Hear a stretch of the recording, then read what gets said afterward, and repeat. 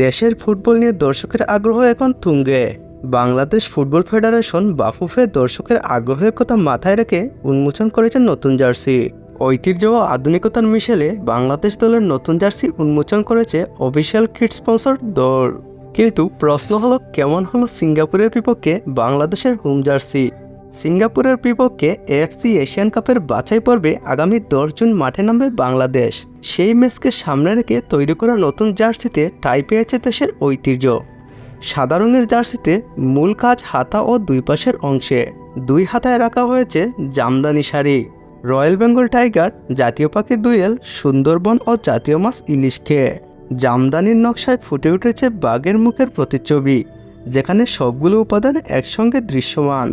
হাতার নিচে এবং বি আকৃতির কলারের নিচে রাখা হয়েছে লাল সবুজের স্ট্রাইপ।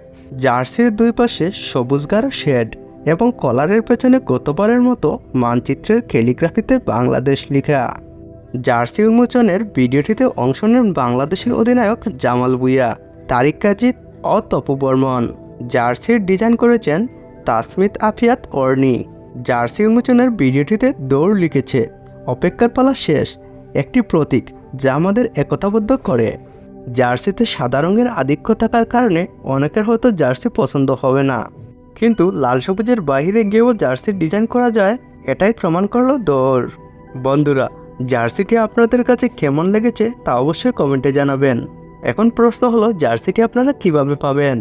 দৌড়ের অফিসিয়াল ওয়েবসাইটে গিয়ে মাত্র 1399 টাকায় জার্সিটি আপনারা অর্ডার করতে পারবেন।